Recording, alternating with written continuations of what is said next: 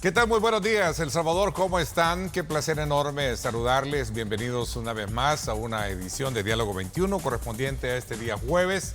Estamos ya en la parte más álgida de todo lo que es el periodo vacacional y por supuesto también ya en la parte más elemental del periodo de Semana Santa, especialmente en cuanto a la celebración religiosa. Sin duda alguna, hoy vamos a dedicarnos a estudiar todos aquellos aspectos que rodean el quehacer, el rol de la Iglesia Católica frente a los temas de país, tomando como punto de referencia esta fecha tan importante. Así es que desde ya a usted le damos la más cordial bienvenida. A continuación les presento el siguiente informe.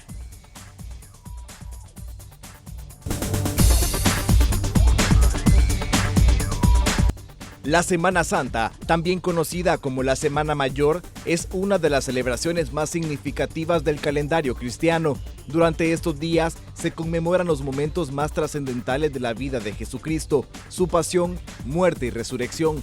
La Semana Santa inicia con el Domingo de Ramos, recordando la entrada triunfal de Jesús en Jerusalén, donde fue recibido con palmas y ramas de olivo. Le siguen el lunes, martes y miércoles santo, días en los que se rememoran eventos como la expulsión de los mercaderes del templo y la traición de Judas. El triduo pascual comienza el jueves santo con la celebración de la última cena y el lavatorio de los pies. El viernes santo se centra en la crucifixión y muerte de Jesús. El sábado es un día de silencio y espera que culmina en la vigilia pascual, donde se celebra la resurrección de Cristo, marcando el inicio del domingo de Pascua. En El Salvador es una de las expresiones culturales y religiosas más significativas del país. Durante esta semana, las comunidades salvadoreñas se unen en actos de fe, tradiciones ancestrales y manifestaciones artísticas que reflejan la profunda devoción del pueblo. Una de las costumbres más destacadas es la elaboración de alfombras de aserrín y sal teñida, especialmente en ciudades como San Salvador, Izalco y Sonsonate. Estas coloridas obras de arte se crean en las calles para recibir las procesiones del Viernes Santo, simbolizando el camino de Jesús hacia la crucifixión. Pero para profundizar en el verdadero significado de la Semana Santa, no se pierda esta mañana Diálogo 21 con Ernesto López. Reportó Jonathan Cortés.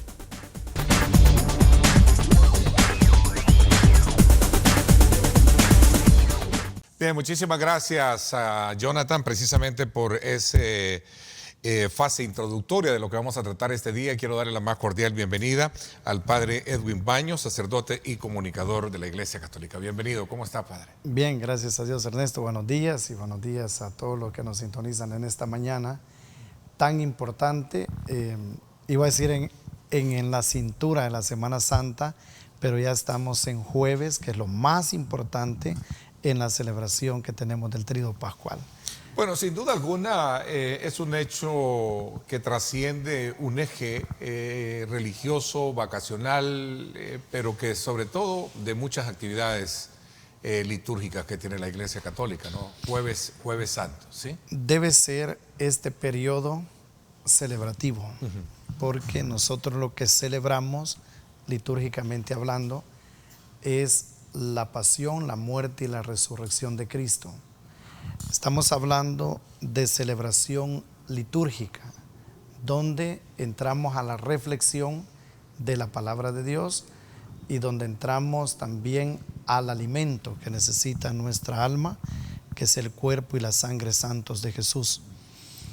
Antes de comenzar en esto, me gustaría, para hacer el programa completo, recordar lo que hemos vivido en el Domingo de Ramos, esa procesión donde vamos aclamando con vivas la entrada triunfal de Jesús en Jerusalén. Ya lo hemos vivido y hemos escuchado la pasión.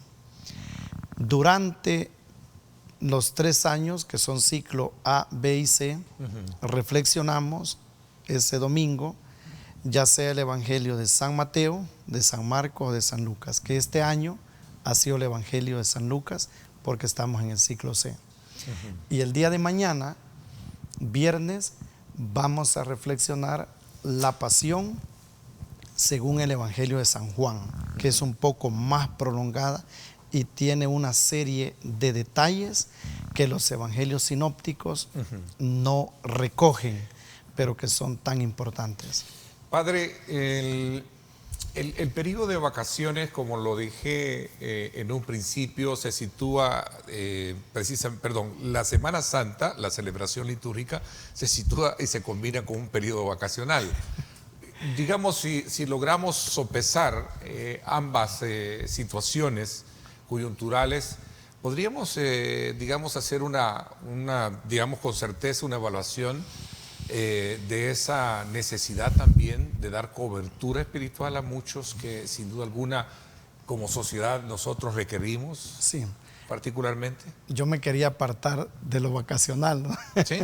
Y quería entrarme en lo celebrativo, pero ahora que me lo reiteras, yo pienso que tiene un gran significado en el hecho de que el descanso es un cambio de actividad. Porque cualquiera puede decir, ir a las celebraciones, hacer sacrificio, eso me puede resultar más cansado que estar en mi trabajo, ¿no? A que perfectamente puede justificarlo. Si estoy de vacación, tengo estos días libres, lo que yo necesito es playa, o lo que yo necesito es montaña, o hamaca, descansándome en mi casa todo el tiempo que yo necesite. Pero la vacación, el descanso, tiene que ser un cambio de actividad. Y cuando nosotros somos personas de fe, vivimos la fe, celebramos.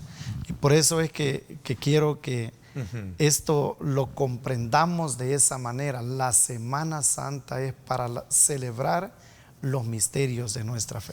Y es justo precisamente el propósito o el enfoque con el cual yo quería hacer un poco el comparativo y ver marcada la diferencia o el complemento, porque muchos a lo mejor también vemos el periodo de Semana Santa como volcarnos precisamente a ese descanso espiritual que necesita una sociedad como la nuestra, sí, ¿no? Y especialmente de jóvenes. Fíjate que me ilumina más ya esta tercera pregunta, porque uno puede pensar en un descanso o reposo físico y en un descanso o en un oxígeno que necesite nuestra alma, como reencontrándonos con Dios y reencontrándonos también con nosotros mismos. Porque este tiempo de celebración es auténtico para la reflexión. Y a veces lo hacemos caminando por las calles en las procesiones, otras veces lo hacemos de rodillas en la calle, también en las procesiones, en el caso del Vía Crucis de mañana por la mañana, y otras veces lo hacemos sentados en los bancos en una iglesia, ¿no? Por ejemplo, tengo tan grabado la reflexión de las 7 palabras de Jesús en la cruz, o sea, donde muestran el auténtico testamento del Señor antes de que expire a la vida humana como nosotros aquí, ¿no? Por supuesto que es una vida humana y divina, pero Él cierra ese ciclo de vida humana y lo hace con esas 7 palabras, sus últimas palabras en la cruz. Y es momento de reflexión, muchas veces sentado en la iglesia, delante del retablo, del altar mayor, de un crucifijo. Es un descanso físico y del alma, ¿no? ¿Qué es lo que este periodo de Cuaresma marca? Lo que se conoce como la cuenta, digamos, atrás de la Semana Santa. Se inició con el miércoles de ceniza, que fue el miércoles 5 de marzo, si no más lo recuerdo, sí. Y viendo un poco y concluye precisamente con el Jueves Santo. Con el miércoles. Miércoles. Ayer terminó el tiempo de la Cuaresma, para iniciar el Tríduo Pascual. A ver, ¿en qué consiste? Y eso es bien importante, por eso quería también entrar para conocer específicamente ese periodo, ¿no? El tiempo de la Cuaresma, que comenzó con el miércoles de ceniza, se cerró el día de ayer con el miércoles santo. Pero la semana previa a la Semana Santa se llama Semana de Dolores. Y la Semana Santa inicia con el Domingo de Ramos. Y ahora nosotros comenzamos el Tríodo Pascual, que es la celebración de la pasión, de la muerte y la resurrección del Señor. Te voy a hacer la lista de celebraciones que prevemos para estos 3 días. Comenzamos hoy con la celebración de la misa crismal, que es donde el obispo consagra los santos óleos que usamos para los bautismos, para visita de los enfermos, para confirmaciones, consagraciones, y también hace el obispo la consagración del crisma. Estamos todos los sacerdotes con él y es el día en que renovamos nuestras promesas sacerdotales. Esto es hoy por la mañana. Hoy estaremos con nuestro obispo. Y por la tarde tenemos la celebración de la famosa misa del lavatorio de los pies, que es donde normalmente, ya sean niños, jóvenes o adultos, 12 personas, que con ese gesto visible el sacerdote baja del altar y hace el lavatorio de los pies. Y se conmemora en esta misa 3 misterios: la institución de la Sagrada Eucaristía, la institución del sacerdocio y el mandamiento del amor. Hoy no impartimos la bendición. La vamos a impartir hasta el sábado al final de la vigilia pascual. Continúo. El lavatorio de los pies. El lavatorio de pies. Sí. Ese es un acto litúrgico que trasciende muchos aspectos. ¿Para quién? ¿A quién se le lava? Independientemente de su condición. Sí, se hacía antes solo con personas adultas y hombres. Pero conforme ha pasado el tiempo, el Papa Francisco especialmente ha dicho que en esos apóstoles, como es una representación, sí, claro, es un acto litúrgico, él ha dicho que puede ser como variado el grupo, tanto de mujeres, niños, jóvenes, religiosas. Entonces, vaya, por ejemplo, él, Ernesto, desde que comenzó su pontificado, la misa del lavatorio de los pies la iba a celebrar, ¿no?, en una cárcel. Y él le lavaba los pies a los reos. Es un gesto también de caridad. O sea, nosotros también estamos llamados a visitar a los encarcelados, ¿no? Es el capítulo 25 del Evangelio de San Mateo, ¿no?, que nos manda. Ha habido hechos significativos en el país en el pasado, incluso de sacerdotes, incluso con pandilleros, ¿no? Sí, yo quisiera hacer esa aclaración porque hay una foto especialmente de Monseñor Fabio Colindres, como que se viraliza cada vez que se habla del tema de la tregua. Pero se hace ver como que nosotros estuviéramos bendiciendo el pecado, como aceptando el delito. A un asesino. Efectivamente, cuando no es así, sino que es un gesto litúrgico donde todos somos pecadores, obviamente de pecados a pecados y de delitos a delitos, pero una obra de caridad también en un gesto litúrgico. Uno no sabe, Ernesto, la conversión que una persona puede experimentar al ser lavado por los pies. Estoy diciendo conversión del corazón, no estoy diciendo perdón de sus delitos, ni excarcelamiento, ¿no? O sea, yo solo estoy diciendo una transformación interior del corazón a alguien que se elija. Imagínate en la cárcel, ¿quién se puede imaginar que puede ser parte de un acto litúrgico sagrado de esta naturaleza? Interesante ese punto de aclaración. Día viernes, para seguir un poco con el calendario, voy a hacer una pausa y regresamos un poco más.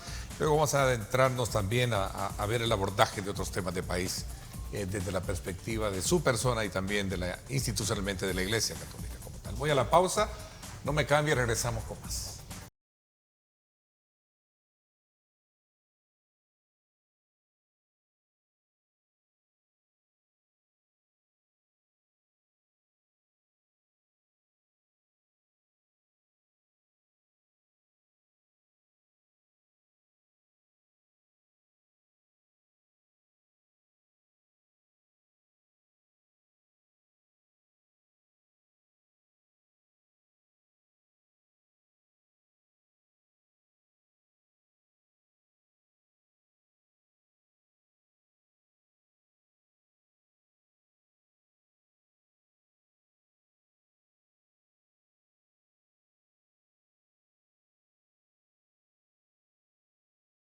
Día jueves y a buena hora para saborear una taza de café, y qué rico es disfrutar una taza de Café Rico, el café perfecto. Disfrútenlo porque rico es calidad.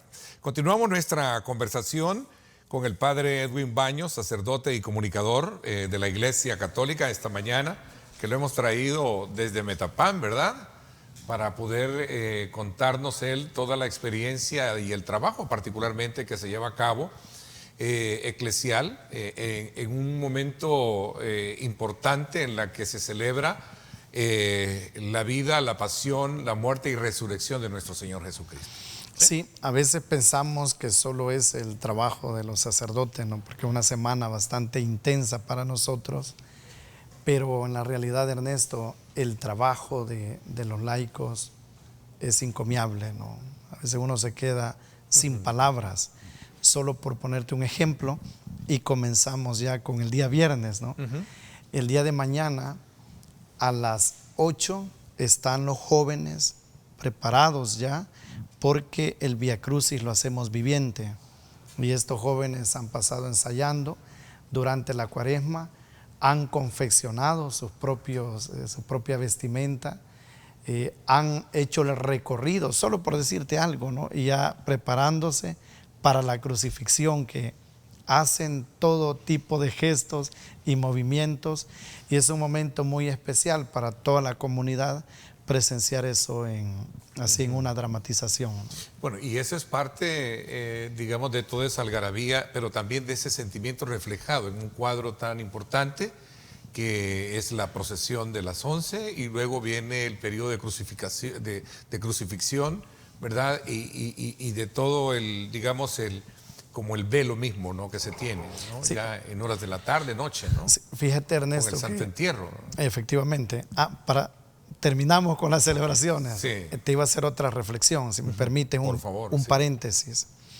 Porque este tipo de actos es bien difícil con los niños, porque como ellos pues están pequeñitos, ¿no? Entonces los padres tienen la oportunidad para explicarles, pero hay cosas que ellos no las logran asumir bien, ¿no?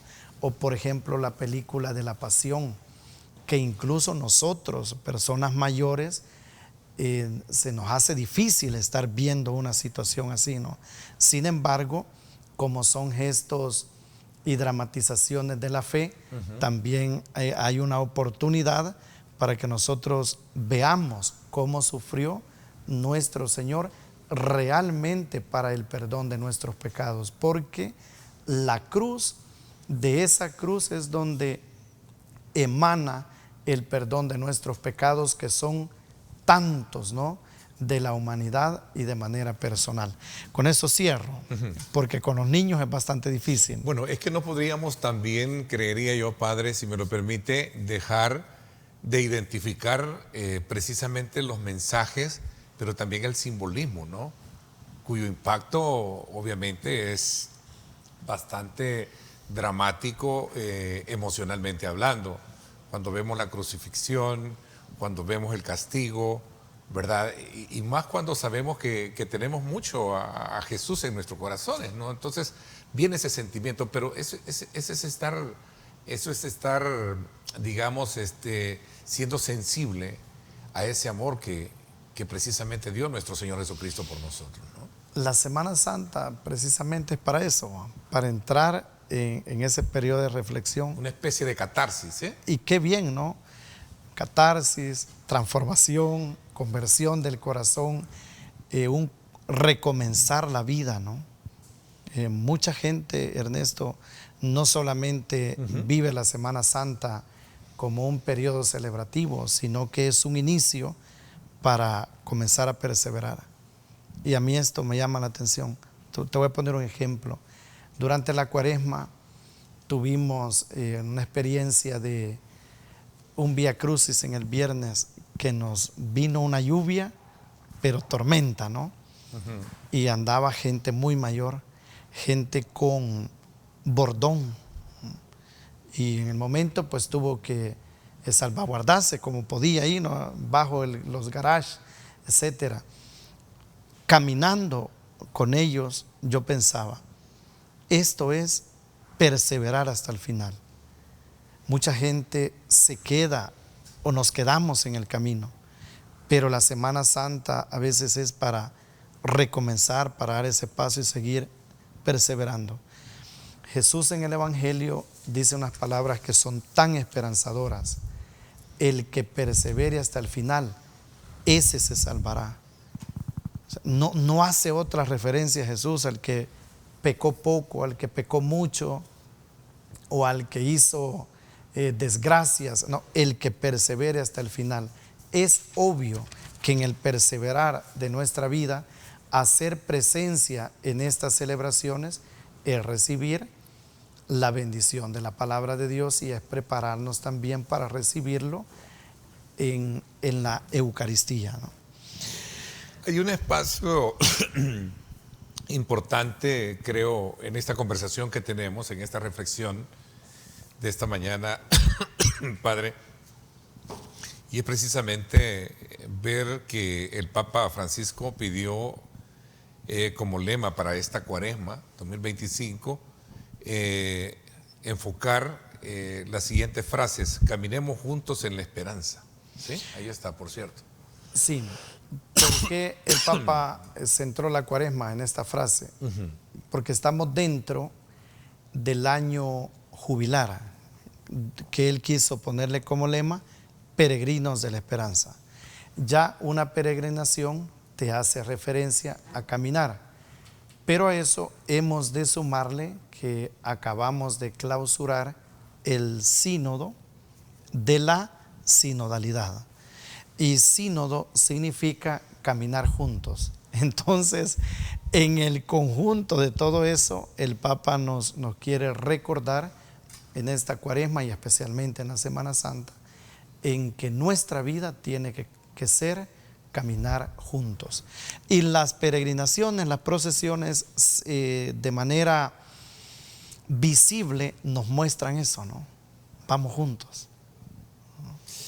Tiene muchos elementos, digamos, que podemos encontrar en esa frase, como por ejemplo caminar codo a codo, caminar juntos, como usted bien lo dice, sin pisotear o dominar al otro, ¿no? Sí, es que es eso, ¿no? Cuando nosotros nos vemos con el otro como hermanos, vemos que el otro nos puede ayudar, pero que nosotros también somos ayuda para el otro, comprendemos que en ese camino, si topamos codo a codo, Ernesto, no es solamente para saludarlos, sino que en un momento también eso será una mella, también será una discusión, también será una incomprensión. Lo que nosotros no podemos permitirnos en ningún momento es que en el caminar juntos e irnos golpeando, o como hacía una hermana que por cierto llevaba el paraguas en ese Vía Crucis, decirme: padre, ¿por qué no recordamos nuestra niñez? Y me decía ella con esta palabra: ¿por qué no chapaleamos en el agua? Y lo hizo en algún momento, ¿no? Pero ella iba con sandalias, Ernesto, y yo iba con zapatos. ¿Qué crees que sucedió cuando yo chapaleé? También, no solamente nos vamos a mojar mientras caminamos, no solamente nos vamos a empolvar también si es verano, sino que este caminar juntos pues implica todo eso, ¿no? Porque hay desacuerdos, porque hay opiniones que difieren, porque hay diferentes maneras de ser, pero cuando caminamos juntos el objetivo es el mismo. O sea, yo no solamente lo veo en el ámbito de la fe, alcanzar la vida eterna, no solamente lo veo en la iglesia, en el defender unos dogmas, la verdad de Cristo, sino que lo veo también en una realidad de un país que se esfuerza por alcanzar pues un mismo objetivo, una misma finalidad, ¿no? ¿El pueblo camina de la mano de la iglesia o la iglesia camina junto a su pueblo? Tendría que ser identificado todo, ¿no? Ambas cosas. Sí, porque probablemente en esta pregunta tú estés identificando iglesia con el clero y estés pensando en la feligresía como pueblo, pero esa diferencia no existe.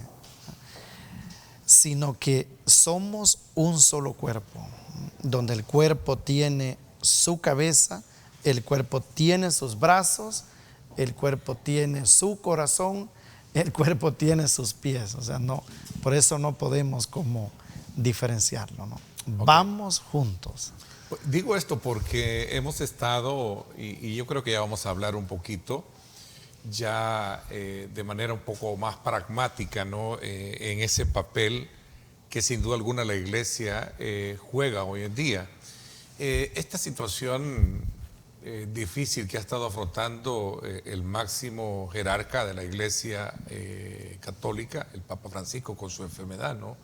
De alguna manera también llama a la atención el ver que muchos estaban pendientes precisamente de su estado de salud, porque saben que es el que acompaña ese momento solidario al pronunciarse contra X o Y situaciones. Hoy más que nunca Europa enfrenta guerras en Ucrania, etcétera, ¿no? Situaciones en el Medio Oriente, por ejemplo.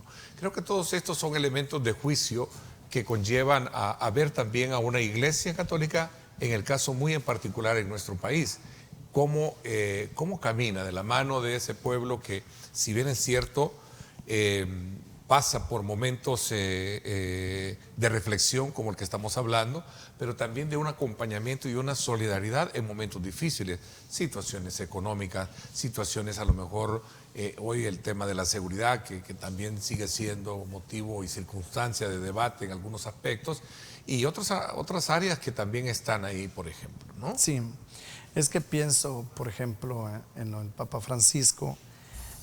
A todos los católicos nos une la fe, la fraternidad, el cariño. O sea, el Santo Padre es el sucesor de San Pedro, es el vicario de Cristo, es el siervo de los siervos, es la cabeza visible de la Iglesia en el mundo, ¿no? Entonces nos une todos. A mí me gustaría como que pensar, ¿qué nos une al Papa? Como que está enfermo, vamos a hacer una colecta. No, en absoluto. El Papa está enfermo y nos unimos todos en oración. O sea, de Roma y en el mundo entero, ¿no? Las diferentes conferencias episcopales en todo el mundo, pues pensando en el Santo Padre, ¿no? Interesante.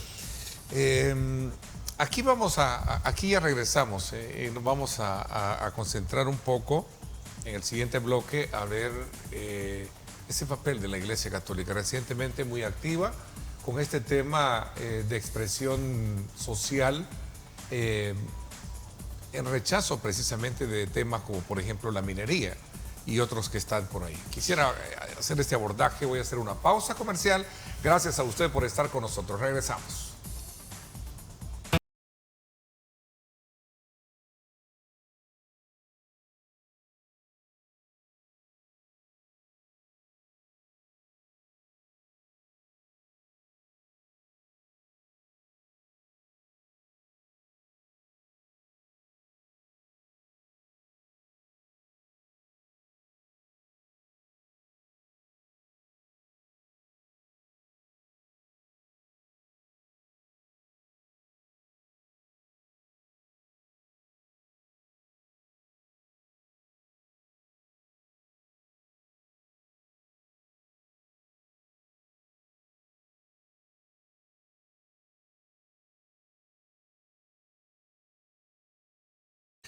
Bueno, gracias nuevamente por estar con nosotros a esta hora de la mañana. Agradecemos de usted que nos sintoniza en este periodo vacacional. Nosotros estamos acá precisamente para llevarles a ustedes también el otro escenario que marca este hecho que trasciende, particularmente el tema de las actividades que se dan en el contexto de la Semana Santa, más que periodo vacacional, y es precisamente todas las actividades litúrgicas que se dan para remembrar y sobre todo también para darle digamos, ese recuerdo espiritual y ese aliento que muchos necesitan. Padre, la Iglesia Católica se pronunció recientemente por el tema de la minería. ¿Es esto el verdadero espacio que nutre esa relación pueblo que camina junto a su iglesia o iglesia que camina junto a su pueblo? Sí, como lo dijo en su momento Monseñor Romero, por ejemplo. estaba pensando en esta realidad, Ernesto. Muchas veces se nos hace la observación a la iglesia que no nos hemos pronunciado en un determinado tema, ¿no? Y tiene su valor, su trascendencia, cada vida humana, su grandeza. Y se nos observa en otras ocasiones cuando nos pronunciamos, ¿no? Como ha sido en el caso que tú has señalado de la minería. Creo que la misma sabiduría que el Señor pone en los pastores es lo que hace reaccionar cuando se tiene que reaccionar. Te voy a hacer un recorrido con el tema de lo que hemos vivido históricamente y yo he pensado muchas veces en eso, ¿no? No es que la iglesia no se haya pronunciado, no haya hecho una marcha, haya aceptado cuando vivíamos aquellos momentos difíciles de la delincuencia. O sea, realmente en el interior de la iglesia había mucho sufrimiento. Pero a veces, Ernesto, es el tema de las leyes que están y no se cumplen. Y en el caso de la minería, lo que se aprobó en el 2017, que era la prohibición de la minería, fue una búsqueda que la iglesia hizo porque vio que había mucha contaminación con la explotación minera. Entonces la iglesia trabajó para que legalmente eso se prohibiera.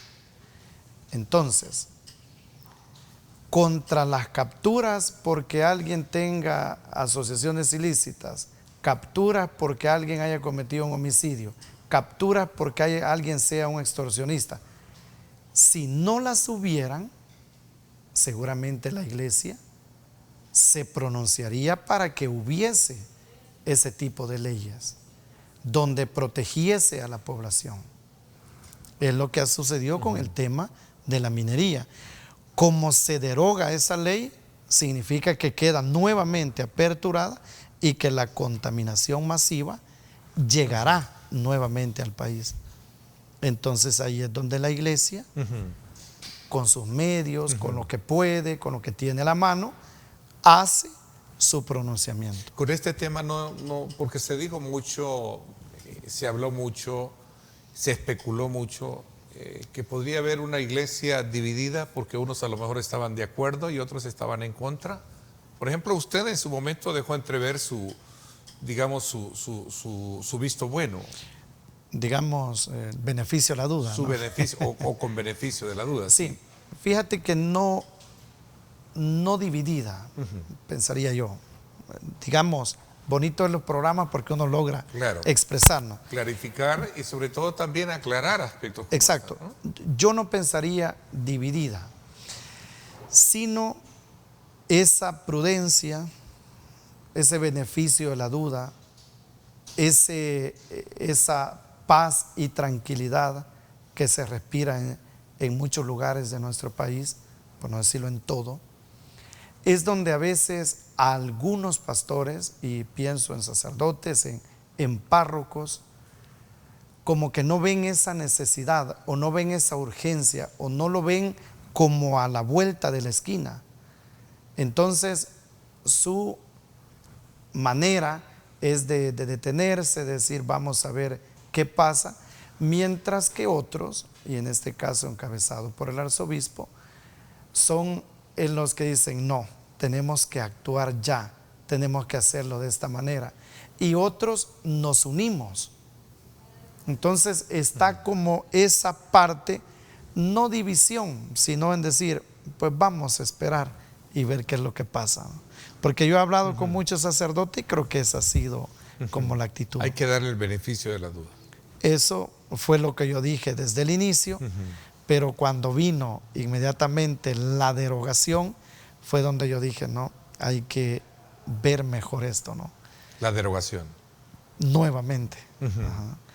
¿Sabes, Ernesto, que al respecto? Porque esta es una postura oficial o personal, ¿no? No, esto es institucional.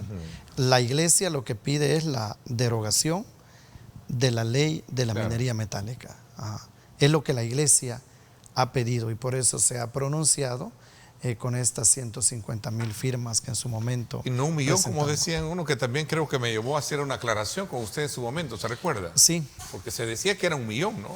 Sí, y también ahí aclaré la confusión que hubo con la petición de firmas en su momento y también recordé que en una se pedía el DUI y en las otras no se pedía. Sí. Y esa fue la, digamos, lo físicamente, lo material que se pudo llevar. Pero a nosotros nos lleva mucho a confiar en una decisión con sabiduría de parte del presidente de la República, de los diputados de la Asamblea, porque si con 8,000 comentarios de redes el presidente hizo un marcha atrás con la del Chivo Pets, ¿no? ¿Cómo no va a echar marcha atrás, o no debería, mejor dicho, echar marcha atrás con 150,000 firmas?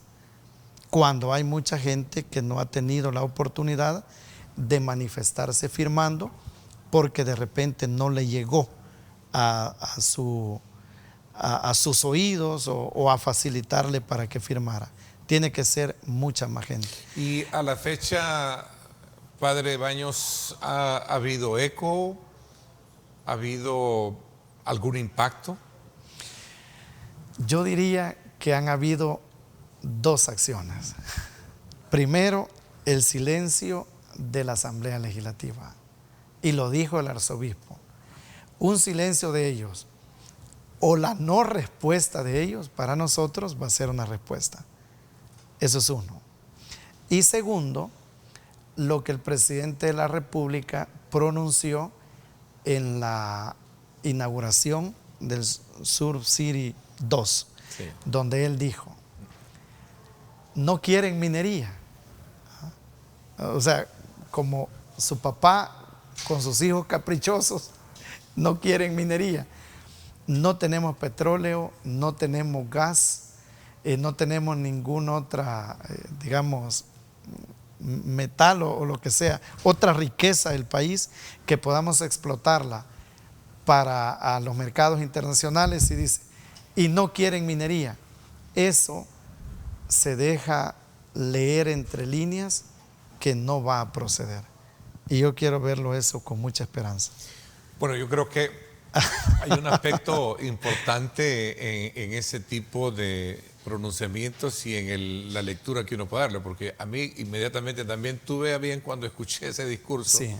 Inmediatamente dije yo, ahí hay algo. Sí, ¿no? es que el presidente Aunque en no... política no hay nada escrito. Exacto, pero el presidente pudo haber guardado silencio sobre la minería en ese discurso. Sin embargo, lo dijo. Entonces esperaríamos que aunque esa ley esté, no se proceda. Lo ideal sería derogación de la ley. Pero si eso es contraproducente con los mercados internacionales, con los bancos que dan los préstamos, si eso es contraproducente para el país, la inestabilidad o la inseguridad jurídica que ponemos y que quitamos y volvemos a poner, pues yo no le vería ningún problema. El tema es que no se haga la explotación minera porque a nuestro país lo contaminaría. Ok, veamos el otro lado de la moneda, de aquellos que piensan que sí se puede trabajar un proyecto de esta envergadura teniendo como punto de referencia ciertos parámetros que tienen que ver con cuidar el medio ambiente, con la utilización de ciertos minerales no contaminantes y otros aspectos que a lo mejor desdicen un poco del impacto que en su momento tenga, aunque como bien lo decía el mismo presidente en su momento, lo dijo en el oriente del país, no en esa ocasión, él dijo todo contamina. Sí, efectivamente, todo contamina y la explotación minera contaminaría muchas veces más. Me queda Y claro. luego con el tema de una muerte lenta pero segura y con una población en muy poco territorio, yo creo que eso es lo que tiene que ver el presidente y el pronunciamiento de la iglesia En ese sentido creo que ha sido muy claro. He tenido la oportunidad, Ernesto, de hacer recorrido por el interior del país. Recientemente he visitado San Sebastián en San Vicente, unas comunidades, y he visitado también Santa Cruz, Analquito. O sea, son y he logrado palpar in situ todo el impacto sí, que esto lo que yo quiero decir al respecto es que hay sobrepoblación. Okay. O sea, tú no te encuentras en el territorio salvadoreño extensiones donde no te encuentres una casa, ¿no? Y en el centro de esa discusión está apostarle al país con una oportunidad de desarrollo económico que saque de pobreza a muchos. Hablemos del tema de la pobreza. ¿Cómo lo ve desde ese punto de vista, ¿no? Corriendo bajo esa línea de acciones que se pueden generar para que el país pueda superar esos indicadores de pobreza. Hablamos del tema de la educación, por cierto, este año se ha hablado muchísimo del tema de la deserción escolar y otros aspectos que también están por ahí. Voy a hablar de esto, pero voy a una pausa y regresamos con más. Quédese con nosotros.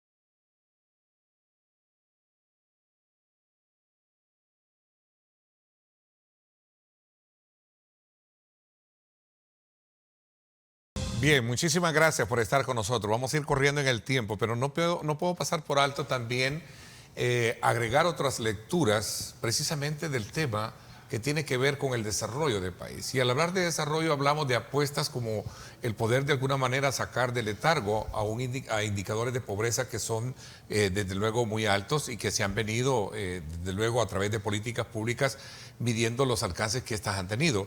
El tema de la violencia, que gracias a Dios pues ahora creo que hemos logrado superar un poco este tema, o quizás mucho, pero sigue siendo el país un indicador, el tema de la pobreza bastante fuerte, el tema de la migración. Yo le ponía el ejemplo de la deserción escolar, por ejemplo, caso sí, específico. Son varios temas los que se abordan aquí, lo que me has dicho.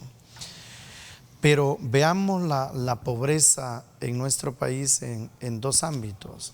Esa pobreza económica que está muy extendida en buena parte de la población, donde muchos hogares no llegan ni siquiera a un salario mínimo.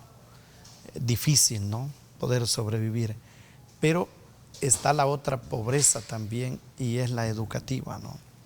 Hablamos de niños que salen de las escuelas, no van a las escuelas, pero también vemos niños que, además de que no quieren estudiar, no se les da la facilidad para estudiar. O sea, por ejemplo, los que les quedan lejos los centros educativos, ¿no? O los niños que a causa de una pobreza material no tienen ni siquiera para comer y poder trasladarse con energía, ¿no?, sino que permanecen en su casa a expensas de una remesa de los Estados Unidos o de el trabajo poco y muy mal remunerado, como puede ser de la agricultura o la ganadería. Entonces todo eso lo vemos en este ámbito de la pobreza. Esa es una de las causas también, como lo señalas, Ernesto, de la migración. O sea, no quiero hacer más eco, pues, pero se viralizó una frase de un comentarista hace poco que llamaba muertos de hambre, ¿no?, a los que están en el exterior, en otros países, ¿no?, no solamente en Estados Unidos. Y a mí me llamó la atención que él dijera eso, pero más me llamó la atención cuando explicó, ¿no? Yo creo que lo logró. Yo quiero, dijo, que se den cuenta del drama que vivimos, y por eso dije esas palabras, porque si lo digo con otras palabras nadie me va a comprender lo que quiero decir. O sea, y colocó creo que su frase dura en su momento, pero en un contexto. Aclaró que la dio en un contexto. efectivamente, yo creo que fue todos Marvin. los salvadoreños nos sentimos tocados, porque yo tengo 2 hermanas en los Estados Unidos, ¿no? Entonces no es que se fueran porque no tenían que comer necesariamente, sí, pero en busca de un mejor futuro, ¿no? Tanto para ellas como para sus hijos. Entonces, ¿por qué tenemos que buscarlo en otros países, ¿no? Tengo el caso también de un joven que hace poco me decía y me impactaba, ¿no?, con el tema de la migración: padre, yo nunca he pensado en salir del país. Y me dice, y me he visto en momentos muy difíciles en los que no he tenido trabajo ni he tenido dinero. Pero ahora, pues felizmente casado, con su trabajo y saliendo adelante. Creo que no es la oportunidad para todos de la misma manera, pero si nosotros quisiésemos verlo en estos momentos y en este contexto de Semana Santa y reflexión, yo diría 3 puntos para apostarle al desarrollo en nuestro país. 1, el turismo, como ya lo está trabajando intensamente el presidente. Yo soy un sacerdote que tengo la oportunidad no de hacer solamente turismo, sino las peregrinaciones o de visitar otros países, ¿no? Pero cómo quedo convencido del movimiento económico del turismo, y creo que el presidente lo está llevando muy bien hacia adelante. Otro polo de desarrollo pudiese ser potenciar más la producción, tanto de agricultura y ganadería en nuestro país, que eso ha quedado pues bastante marginado, ¿no? Y la otra apuesta para desarrollo, yo casi le mandaría este mensaje directo, ¿no?, al presidente, probablemente esté de vacación, pero el tema es la educación. O sea, no solamente hablar que tenemos educación o que damos computadoras, sino verdaderamente apostarle a esa área. O sea, investigar, ver por qué es que hay diserción escolar, o sea, por qué es que los niños no van, no llegan. Señor presidente, en Estados Unidos es un delito para los padres que no envían los niños a la escuela. ¿Y por qué no lo... ¿Por qué no pensar en...? ¿Por qué no lo tipificamos como delito también nosotros aquí en el país? Que los niños tienen que ir a la escuela, pero hay que facilitarles. Pero si no tienen padres, pero yo no quiero buscar al padre, ¿no? Porque hay mucha digamos, familias disfuncionales en esa parte, ¿no? Bueno, pero tiene que ser el padre, la madre, tiene que ser el abuelo, tiene que ser el responsable, ¿no? Y el gobierno, no se supone que hay educación que el gobierno debe facilitar en las escuelas públicas. Entonces, ¿qué hace un niño si no está enfermo a las 9 de la mañana en casa o levantándose a las 10 de la mañana? O sea, hablaba con una maestra hace poco y me dice, mire padre, ¿por qué ahora tenemos que hablar de esto de la infancia 1, 2 y 3 o de años de 3, 4, 5 y 6 y la motricidad de los niños? Ah, mire, porque antes, me dice, nosotros, aunque parezca lo de un candidato, no, mira, antes nosotros jugábamos capirucho, jugábamos yoyo, jugábamos a la chinta, jugábamos arranca cebolla, ya teníamos eso, ¿no? Pues ahora se tiene que facilitar. Entonces, tiene que renombrar de nuevo esa parte importante, emocional, especialmente en los niños. Pues sí. Esa nueva juventud. Así es. El tiempo se nos está yendo. Conclusiones así breves de lo que el mensaje pastoral. Sí, gracias Ernesto. Hay que seguir viviendo estos días de la Semana Santa intensamente. Nos faltó tiempo, mejor dicho, para hablar de la actividad religiosa de mañana, que son los Santos Oficios, a las 3 de la tarde. Los invito a vivirlos, es maravilloso. Y sobre todo, la Vigilia Pascual, que es la celebración que viviremos el sábado por la noche, donde celebramos la triunfante resurrección del Señor. Somos una sociedad cristiana, creemos en la vida, defendemos la vida, y la vida verdadera nos vino desde la resurrección de Cristo. Dios los bendiga muchísimo. Gracias, le agradezco muchísimo, Padre, el que nos haya permitido tener esta reflexión este día. Muchísimas gracias. Le agradezco mucho a todos ustedes y cada uno quédese desde luego con nosotros, con nuestra programación. Gracias, pásenla bien y como siempre recuerden lo más importante, amar a Dios sobre todas las cosas.